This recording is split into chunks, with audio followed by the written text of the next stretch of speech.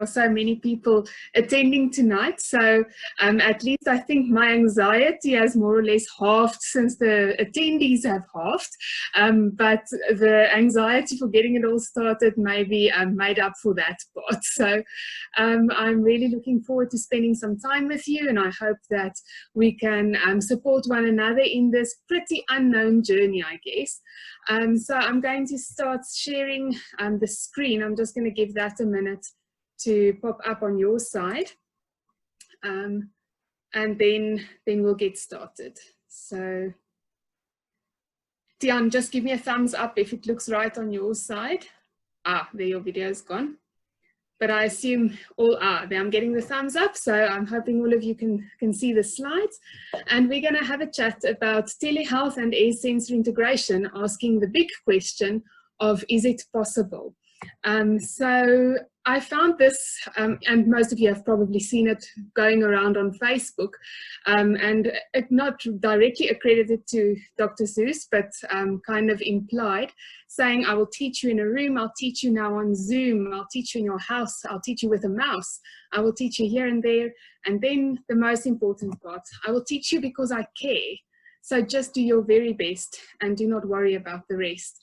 And this kind of set the tone for me for tonight's talk, because I think that really highlights the ethos in which we should be approaching telehealth. And those of you that have attended Marilei's Zoom or her tele webinar, and the one that the OTASA Exco members spoke on last night, I think so the same sentiments were shared, that this whole doing telehealth thing should be done from a position of trying to really do what is best for our patients at this stage, because we are facing challenging times together.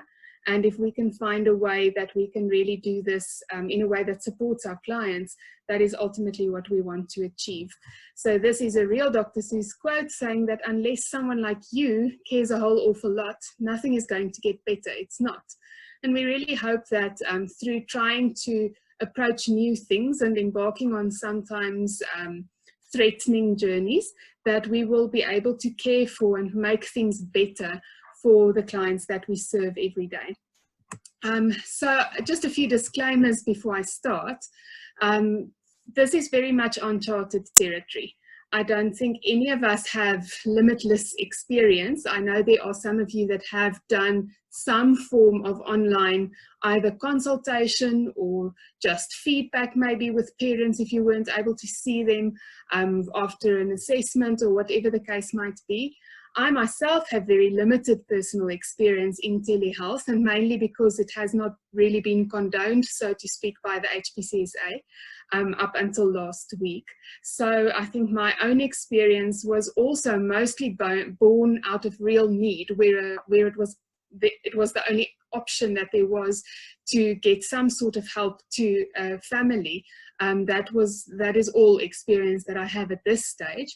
And then the other important thing to note is that we do still have very limited guidance from our governing bodies, like the HPCSA. There's the one statement that was circulated providing actually very limited guidance, although saying that where there's no other option that it is allowed. But we also have limited information from insurers and from medical schemes as yet, because they also have to be guided by the HPCSA rulings. So those of you that are OTASA members would have received an email yesterday, I think it was in the afternoon or early evening, where the MPS has communicated some things in terms of their what they are doing, and then OTASA will be circulating important information that will appear hopefully within the next few days. And then the medical schemes, I think they are all still in negotiations in terms of the extent to which these things will be funded. So what I'm doing tonight is very much subject to change depending on you know, what information comes available in the next few weeks. So this is definitely not cast in stone, but really just a mapping of possibilities that we might explore. So I don't know who of you maybe feel a little bit like this. Another Dr. Seuss quote saying that they say I'm old-fashioned, and fast, but sometimes I think progress progresses too fast. And maybe in this uncertain time, there are some of you that also feel a little bit like this. I certainly do when faced with rapid change like we have been in the last few weeks. And so I think we're all in this boat together. And I hope that we can embrace the changes that are happening and also make progress for the better of our own profession in this whole journey.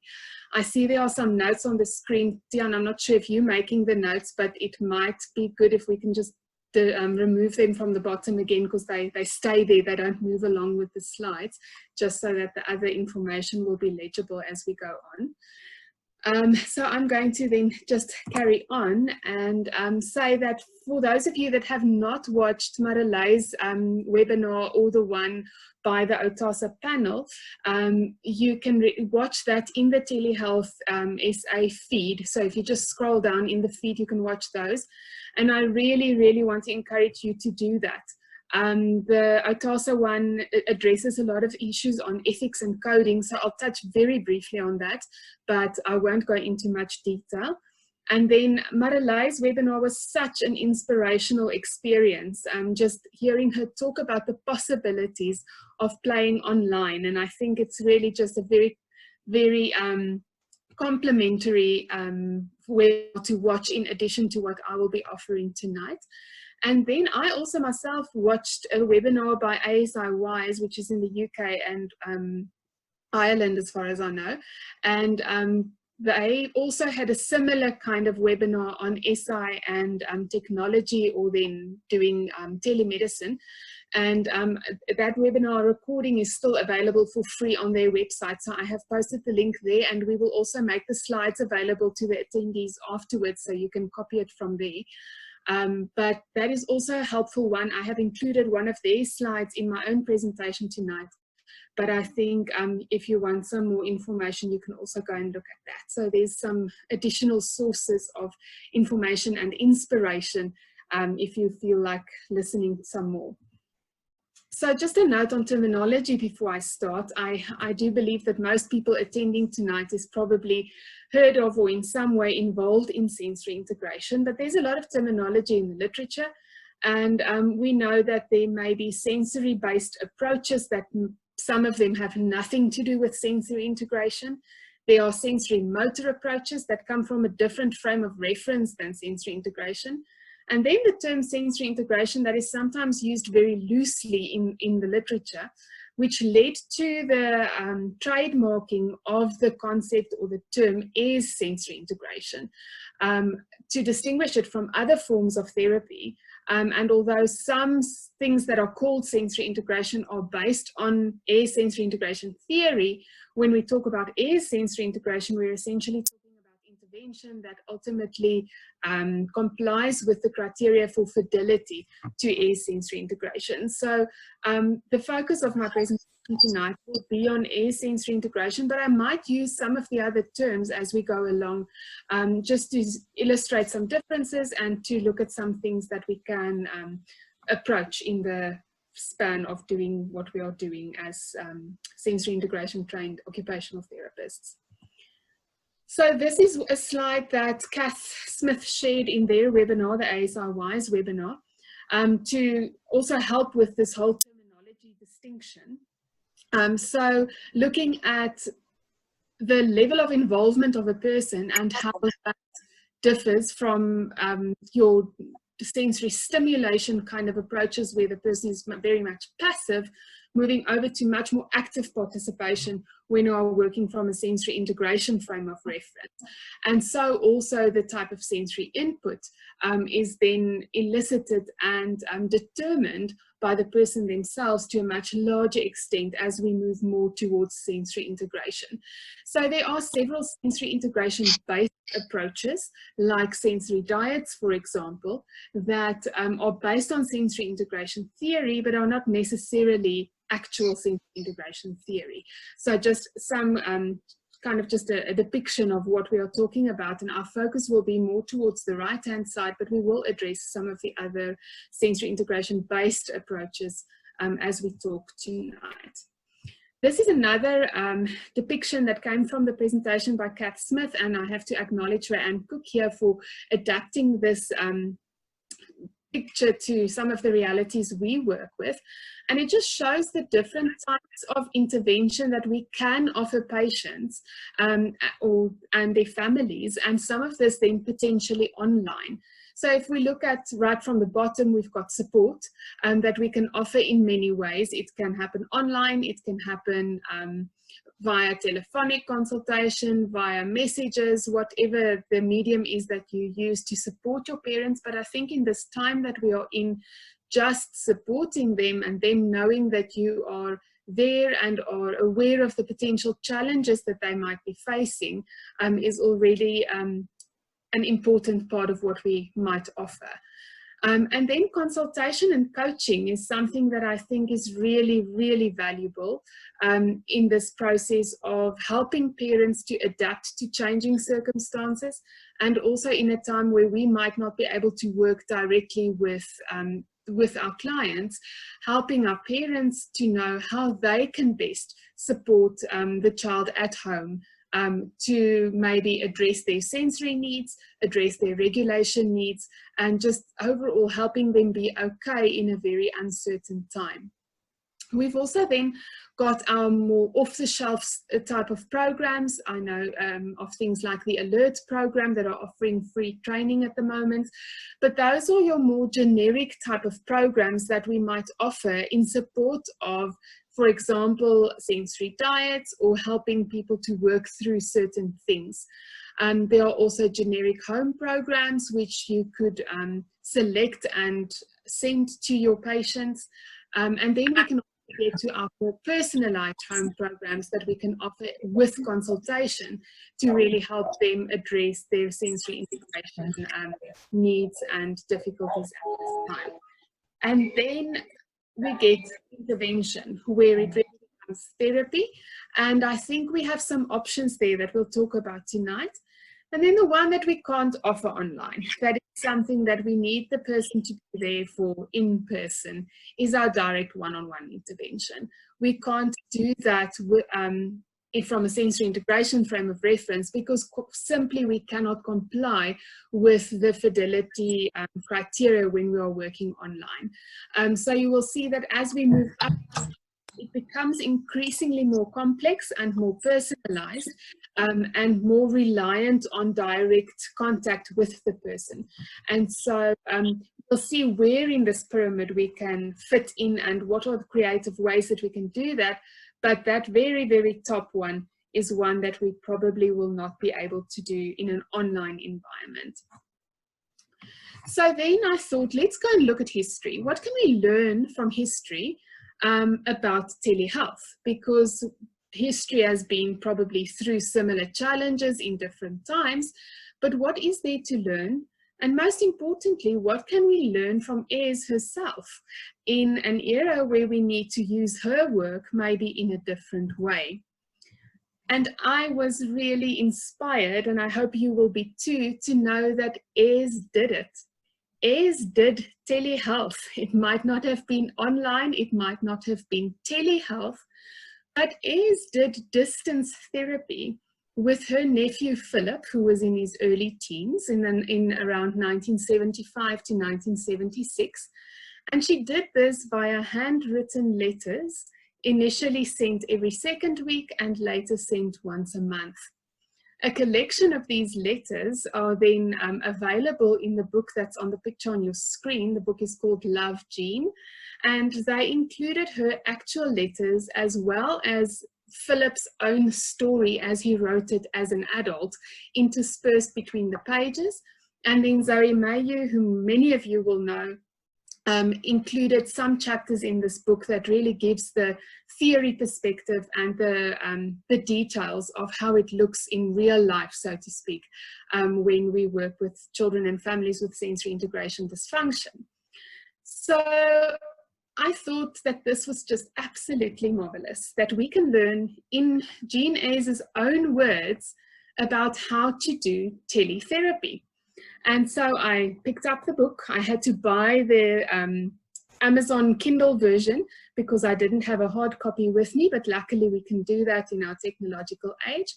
And I was literally almost taken to tears in how much she actually taught us without knowing that she was teaching us about telehealth. So another quote just to inspire: the more that you read, the more things you'll know, the more that you learn, the more places you'll go. And Jean Ayres took me on an incredible journey over the weekend preparing for this webinar. And I'm going to try and extract the signposts, those things that are going to point us in a direction from Ayres' own work tonight, to show you how she did it and to learn the lessons that she has actually taught us herself. So we're going to start with general principles, just some general principles about telehealth that Jean Ayres herself actually included in her letters to Philip. Well, we're going for almost 50 years ago. So this is an extract, and you will see all of the slides tonight will look similar to this. I'll give you an extract from her letters and withdraw or extract some principles from that. Some of the quotes I'll read, some of those you can just read for yourself. I've highlighted the most important parts. So she wrote that she would, if she knew someone that she felt would do a good job of treating Philip, she would refer them to that person. But since I don't, I'm offering to treat Philip by mail, providing he would like to do so. So desperate times call desperate measures. They did not have another option, and neither, frankly, do we at this stage. But there are important principles that we need to remember. So our current HPCSA regulations state that telehealth is currently only approved for the lockdown period, and that it's really, really important from HPCSA side to get patient informed consent, full informed consent. But if you read Jean's letter, it really says buy-in. It says that this is something that the patient, the family, the child, and the parents need to buy into. They need to want to do this, so providing he would like to do so. And I think that's really, really important when we are going to embark on this journey. If it's a family that is not feeling ready for this, that do not want this, it may not be the right family to do telehealth with. And then we need to consider each family's unique situation. So at the end of the day, what would be best practice for each child and for each family? Telehealth is not for everyone, and I am very passionate about the fact that telehealth should not just be about replacing. All of us in private practice, I know, are in difficult times because we are losing income, but if we're going to do telehealth just for the sake of replacing an income, our focus is going to be wrong. So if we do what we do best and with the right intentions, going for what is best for each patient, the rest will follow. I firmly believe that. So it's important to think about what would be best for that family and really consult families to make sure that we choose the best intervention options for each individual family. Then she also wrote, this is actually one of the reflections, not of Jean's own words, it's from the introduction, but it says that Nancy, that's Philip's mom, believes that Jean wanted to think about the ramifications, the big investment of her time and energy. And at that stage, as much as now, Jean knew that telehealth or working over a distance takes a lot of time and preparation. It is not quick nor easy. It's not something that you just arrive for. It's something that really takes time and preparation. So one of my friends practice in Australia, and they have been doing telehealth for quite a while. And these were actually her words, saying that yes, telehealth works for many people, but you need to know that it takes a lot of preparation and time. And for that reason, again, we shouldn't be doing it if we're thinking of just replacing an income. It should be about what is best for our patients at the end of the day. Right, then telehealth is also never the ideal in Ayres sensory integration, and Ayres also knew that. So she wrote to Philip, the hardest part of being treated under these circumstances is the lack of structure which keeps a person at the task and reminds him that the whole thing is worthwhile. So yes, in telehealth or when working across a distance, we may miss some of those in-person things that we have when we work with patients directly. Not all of it will go missing, and I think if you listen to Marileigh's webinar that she did, it actually shows that a lot can be retained in a telehealth session, but it isn't the ideal. And we know that, but we don't have other options. So if we go with desperate times, call for desperate measures, I'm sure we are going to find ways in which we can make it work. So the presence of a therapist to provide physical and emotional support and create that playful, just right challenge is missing. And so telehealth, as I've mentioned earlier, will not adhere to criteria for fidelity and sensory integration. And I did a little analysis just for my own sake, really, to look at what are the things that we are missing. We are missing our own presence to ensure physical safety. We are missing that in the moment adaptations to help the child regulate. We are missing the ability to tailor an activity in the moment for a just right challenge. We can't ensure that the activity is successful, and we can't really be working within a therapeutic alliance all the time. If we are involved in a session online, at that point in time, yes, we can. But for those things that we give parents to do after sessions or that they need to go and do after we've consulted with them, we don't have that control. However, what we do have is a proxy, or what we hopefully have in many instances, and I would think that that would be a prerequisite for trying out sensory integration with someone, is that there has to be a proxy. There has to be a parent or a caregiver that is really able to learn with you, especially in the case of young children.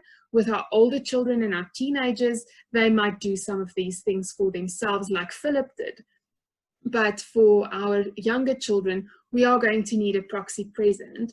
And as we will see later on, we are going to have to coach that proxy to do a lot of the things that we might have done if we had been working with a child. So this is one of those things that we can consider when thinking about suitability for a family for telehealth. Marileigh has mentioned a lot in her own presentation about criteria for suitability, but I would think in air sensory integration, the presence of a proxy therapist or a co-therapist or a teletherapist is going to be necessary for us to really ensure that a child is participating in a safe manner, especially in younger children. So then if we think about assessment, which is usually our first kind of step in this whole process, Jean herself said that she's going to send Philip to someone else.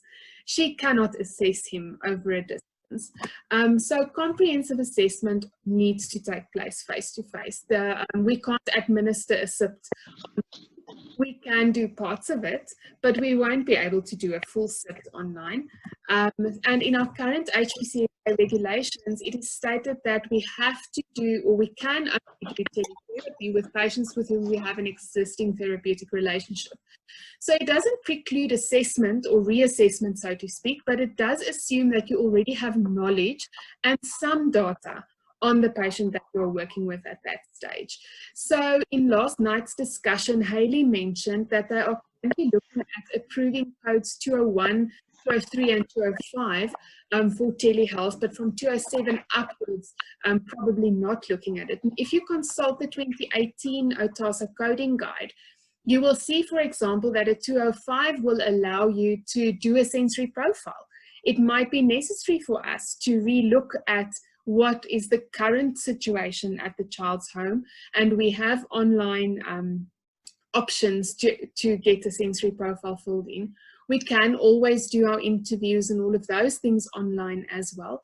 So if we need to assess specific aspects in the current context, we can do so. But bear in mind that comprehensive assessment is something that we will not be doing in totality online, at least at this stage, or until we have assessment tools that have been validated for online use. Then parents can make very valuable observations to aid the assessment process. So in the letter, Jean S. wrote about how Philip's mom made observations of PRN, for example. So I think it's worthwhile considering how you can use the parent to help you assess certain things, and you can ask them to administer certain things and coach them in how to do that. If we want to look at something like standing and walking balance, for example, you can give the instructions and record what the child is doing, or ask the parent to help record it from a certain angle and time and score it afterwards, or whatever the case might be. So the parent can make very valuable observations and help you in the assessment process if there are certain things that you need to look at this point in time. Also be creative in how you select your data sources, because we can use multiple things to give us information that will aid the assessment process. So Jean S, for example, asked Philip to send her samples of his work. And how easy is it today? We don't even have to wait 2 weeks like she had to for a letter to reach her again. We can literally just ask them to show us on a screen, like in a Zoom meeting like this one, or ask them to scan things to us. So there are many options. We can work with pictures, we can work with videos, we can work with samples of work that is scanned and sent. We can have live online sessions that we could record and score afterwards. We can look at the child or the parent's own interpretation of the problem, especially related to things like regulation and arousal. And then I have mentioned some online assessment tools like our sensory profile 2, which we can administer online as well. So there's lots of options in terms of giving us information. And I think if we are embarking on telehealth, many of us haven't seen our kids for 2 or 3 weeks because schools have been closed. And well, certainly many of my kids never attend therapy in the last week of school because they always have other things on. So I haven't seen them in 2 or 3 weeks. So for me, it's important to at least do some assessment before re-looking at their therapy program for the rest of the term, just to make sure I'm on the same page. Also, all of our kids' living circumstances have changed significantly. Their occupational profiles have changed in the last 3 weeks. So it's important for us to look at how their occupational profiles have changed and how that has impacted on their own sensory regulation, their ability to perform in their current setting, and to give guidance on how that can be best supported. I've had a phone call over the weekend from a previous patient that I've discharged at the end of last year. And now with the changing circumstances, a lot of the regulation things are reoccurring, and we need to give advice and guidance in those settings. So it will be important to look at data sources that you can use to inform your clinical reasoning when you embark on this telehealth journey. So the whole data-driven decision-making process really remains incredibly relevant, especially in these times where we are on territory that we don't always know. So you will see there are some excerpts from Jean's letters in how she used data-driven decision-making, talking about which systems are involved, what's the hypothesis in terms of what's going on with Philip. So she was looking at the vestibular system involvement, looking at the hemispheres, and probably alluding to a BIS dysfunction that she was suspecting in his case. And so that allowed her to generate her hypothesis and then to develop goals with Philip on where she's going with him, and really going through this whole data-driven decision-making process. So I really think this process is very well suited to the telehealth environment as well. And if we stick to our guns, if we stick to what we know works and what we have been doing and doing well, and just transferring those principles into an online environment, we have a very big chance of being successful.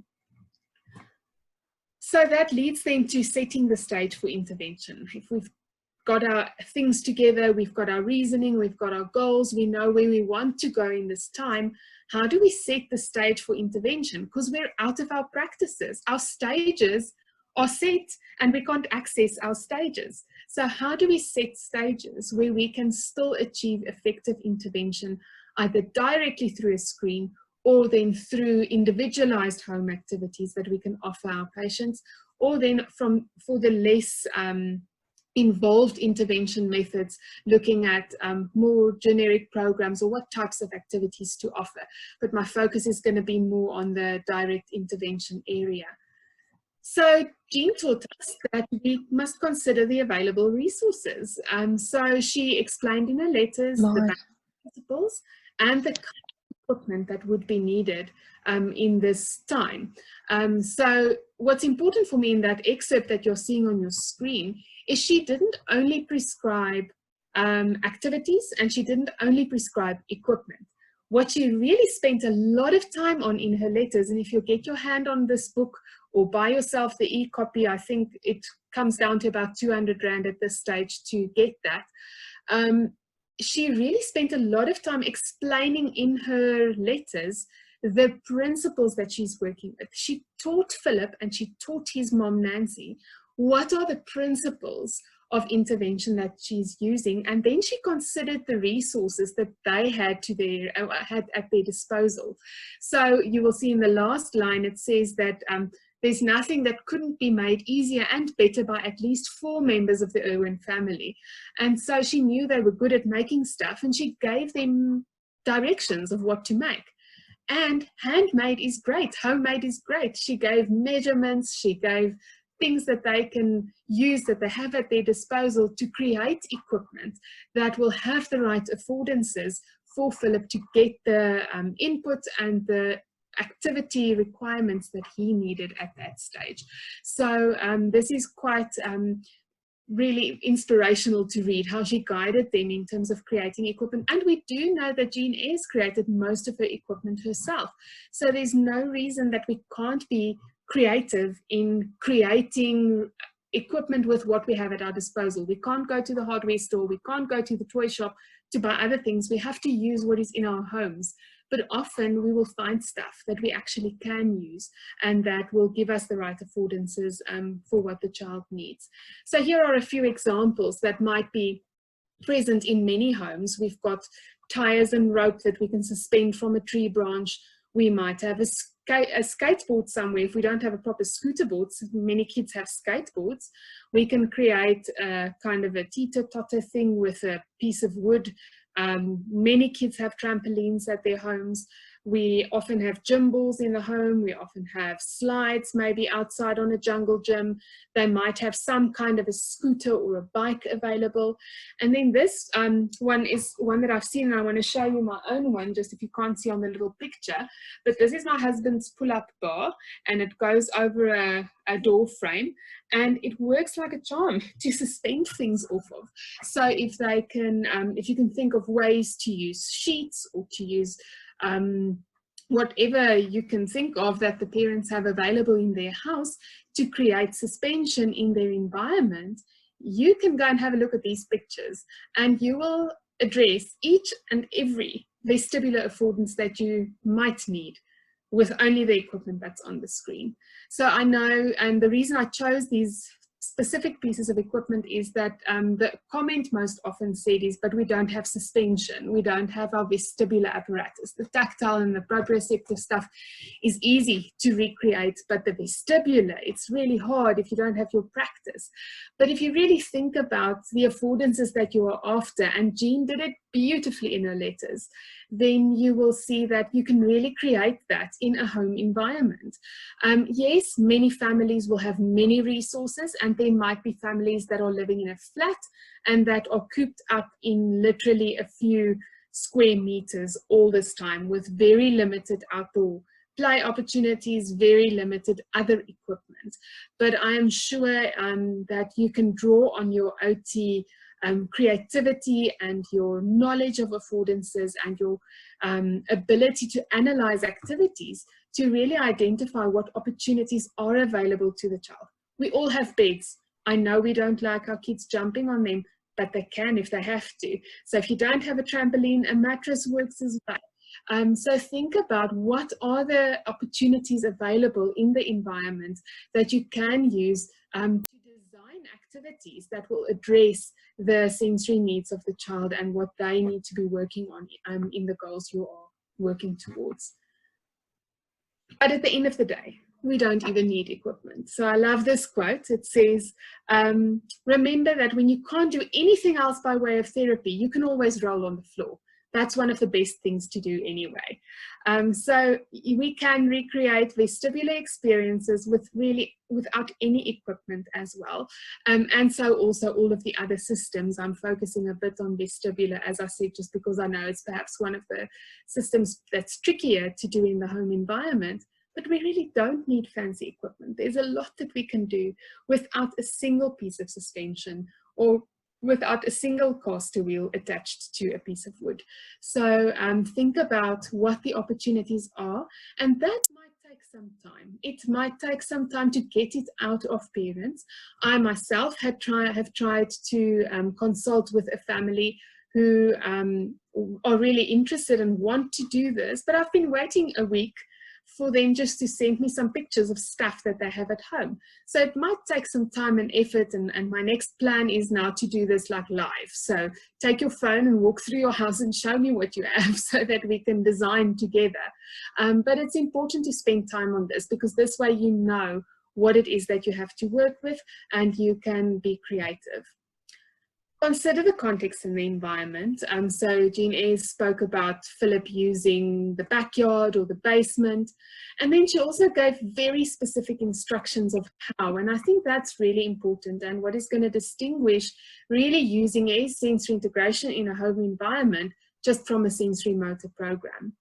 It's got to be tailored and very specific for each family, for each child, so that it fits with what that child needs at that point in time. And then I've mentioned it earlier, but it's really, really vital that they are in the loop with what is going on. Those of you that have read Love will know this. Those of you that haven't, I cannot emphasize enough how much time she spent in the letters explaining the neurophysiology, the mechanisms of the different systems, why a specific activity will work in on a specific system and how that links with the functional problems. So she really, really spent a lot of time explaining that. And when we are going to ask parents and children to do much of what we would usually do, either with us over a screen or on their own after we've had consultation on the screen, they need to know the why. We need to explain concepts. Jean has beautifully explained the concept of an adaptive response.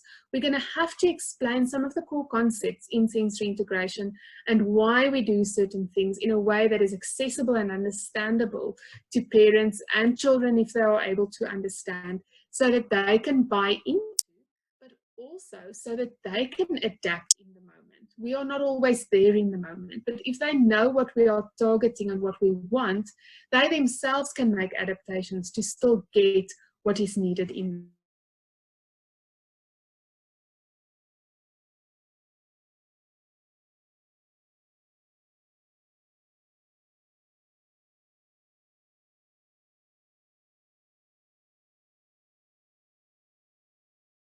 Never be a generic thing. It will never be a list of activities that will just be run down if we're going to be calling it something that is derived from a sensory integration frame of reference.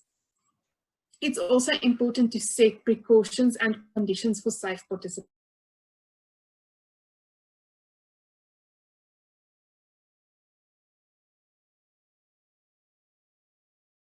Anticipate what the possible adverse reactions will be and share those precautions and those conditions for safe participation and how to monitor regulation states. You're going to have to say that and help parents be able to do that. If you think of that table I showed in terms of the fidelity measure, regulation of arousal, safe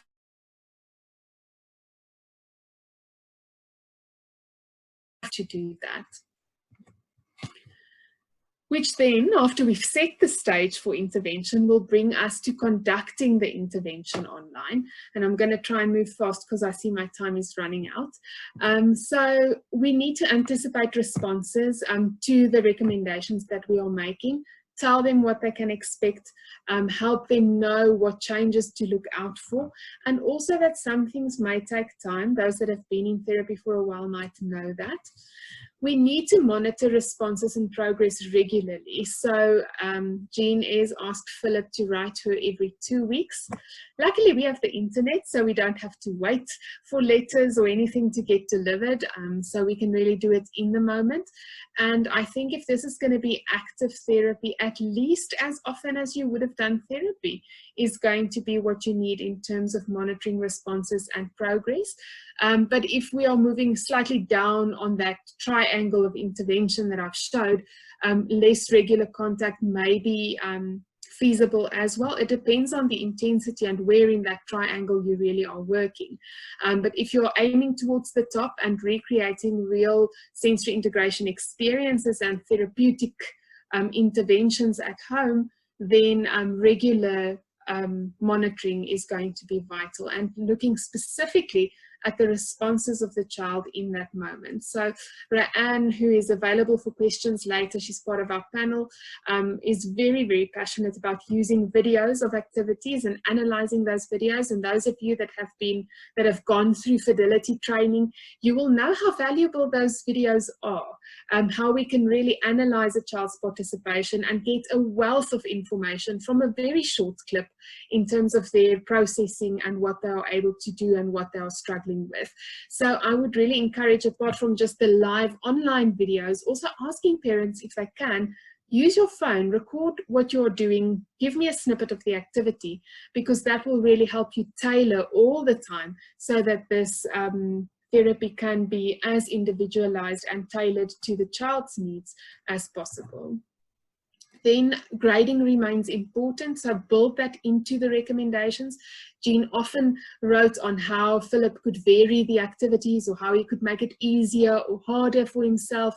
So it's important to build that into the recommendations, because parents won't necessarily know how to do that themselves. So make sure that you account for that in your coaching and your recommendations as well. And then encourage and support initiative from parents. She wrote in the letter about equipment that the family had done and saying it's excellent and I commend all of you.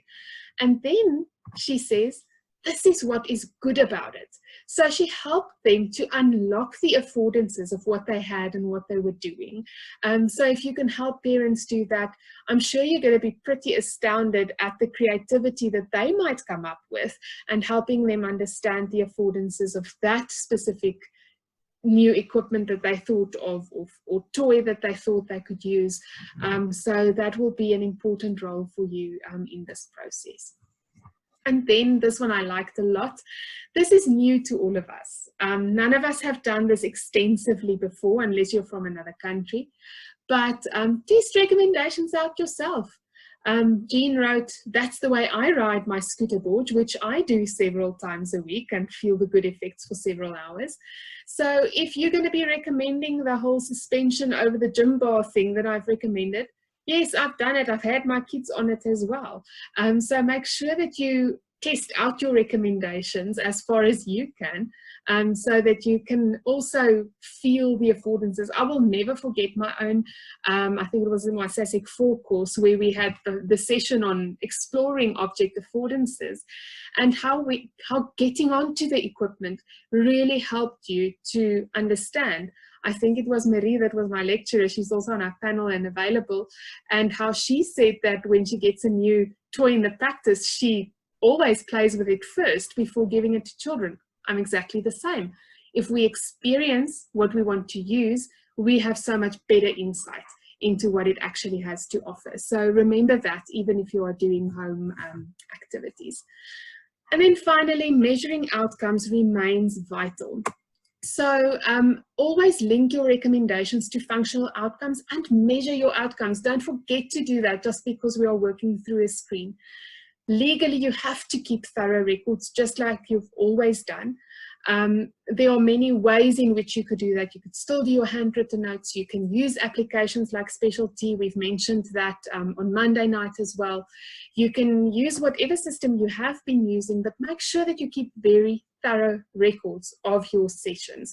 both from a medico-legal and a funding perspective, but also because we're going to need this data if we're going to do research and going to have to work perhaps more in a telehealth environment.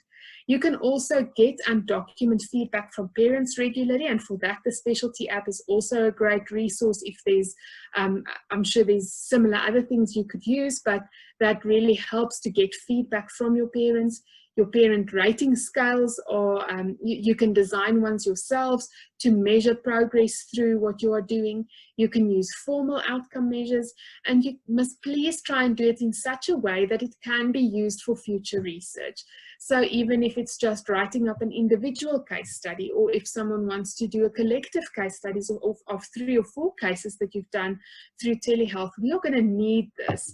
The funders are not very keen on funding telehealth, I can tell you that. And those that have indicated willingness to fund are talking about just funding a portion of the cost. So we're going to need evidence to go forward. And if your documentation is thorough, you are creating evidence, and we can always then just extract that to create the evidence that people need. So think about that in the online environment as well. So just some final thoughts then before we go to the Q&A session. Coming back to the topic of the talk then, can telehealth make a positive difference in the lives of children with sensory integration difficulties and dysfunctions? I'm going to answer with a Dr. Seuss quote, okay? Will you succeed? Yes, you will indeed. 98.75% guaranteed. So I really am very positive about the possibilities of this. And in a South African environment where one-on-one direct intervention is just not feasible for the majority of our population, regardless of coronavirus and lockdowns and all other things. If we can explore this model and work within it, it might unlock more possibilities in the future to reach much, much more of our population than we currently are. So I really think that we are in a very good position to make this work very effectively. So if things start happening, don't worry, don't stew, just go right along and you will start happening too. And my last one, you're off to great places. Today is your day, your mountain is waiting, so get on your way. So I hope that this will give you some guidance and some ideas at least of what the possibilities are. I felt incredibly privileged to be able to speak from Jean Ayres' own mouth. So if you liked the quotes, read the book. You will enjoy it so much. And I read it with completely different eyes when I read it this time, and trying to extract these principles of what should we be doing if we can't work with someone face to face. So it brings us then to question time. And I'm going to ask the panel to just bring up their videos so that you can see them, and I'll briefly introduce them to you. And then what we will do by way of questions, and now I've not been on the comment feed, so let me just quickly get myself back to the comment feed, then I can just get an idea of whether we've been doing comments for Q&A or what's going on. Or otherwise, Tian, if you are still there, you can just let me know how we're going to structure the Q&A, because our initial plan is not going to work. Stop my share for a moment. Okay, so there's a lot of questions already posed. So I'm going to quickly introduce the panel to you. So those of you that have been with SAISI will know them. Those of you not, I'll give a brief introduction. So on your screens, I think at the moment then is Rayanne Cook. She's our head of EdCom at SAISI. So with a wealth of clinical experience and a lot of wisdom that we can all draw from. So Rayanne, thank you so much for joining the panel. Then our other panelist is Anne-Marie van Jaarsveld. You would know her as well. I'm just going to pin her video so you can see her. So Anne-Marie has got decades of experience in sensory integration, and I'm incredibly fortunate to work with her every day. So Anne-Marie, thank you very much for sharing. She's our international and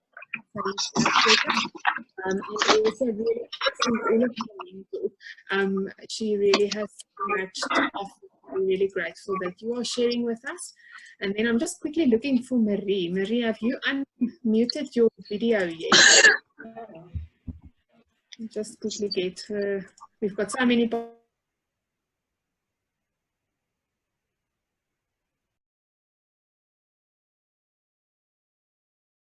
Marie,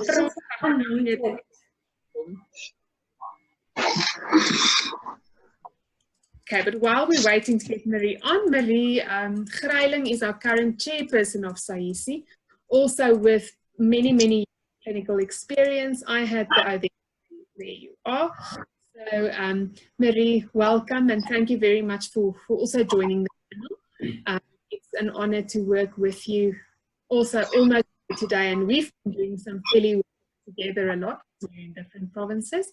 But thank you so much also for being here and joining in the Q&A. So in terms of the questions and answers, I think there have been some posted. So have any of you decided who wants to go first in terms of doing some Q&As? Me. I can hear you, yes, Marie. Okay. What I did, I made a list of all the questions. So maybe if we can start with this, there was some questions about the book. If you can just quickly tell them the author or the book's name. I think you've got the one picture on the screen, but just quickly tell them the name and the author of the book. Sure. Okay, I'm quickly going to bring it up on the screen again so you can just see that. So the book's name is Love, Jean, and it is authored then by Jean S., Philip Irwin, and Zoe Mayu. And yeah, it's the publication details are there on the bottom of the screen. So it was published in 2004 and by Crestful Press. But it is available, and I actually have it right at the end of the slideshow as a reference as well. So if I just quickly draw up the acknowledgements, you will see that it's there as well, and it is available on Amazon for those that want to buy the ebook on Kindle. You can get that. I think it's $11.95. So it was about 200 Rand that went off on my credit card thanks to our wonderful exchange rate at the moment. But that it is available there at the moment, and then obviously in hard copy after lockdown. But that is the book. Okay, then Elise, the next question is not SI related, but someone asked about what assessments, can you do other assessments online? Okay, so our big challenge with assessments at this stage, one is that they have not been validated for online use. So I think I've already got a little research idea in terms of looking at validity of things like the TVPS, for example, in terms of perception testing, which is a motor-free test, and which should be fairly easy to administer online if we can just verify the validity thereof. But as yet, we don't have data on validity and reliability of online administration of these tests. So if you have no other option, I think the best practice principle remains that if there's no other option and you desperately need that data now for a very good reason, be creative and use ways, but you need to know that it's not the best way and that it's not a validated way at this stage. Many of our clinical observations are very doable online. There's lots of observations that we can do. We could maybe spend a few minutes beforehand coaching the parent in terms of just some of the things we need them to set up or do in order to do something like that. But our informal ways of assessing is really something that we can do online for many of the observations, not maybe all of them, but many of them we could do in that way. And then also, as I've mentioned, the video analyses. If we analyze videos of activity participation, it also provides us a wealth of information.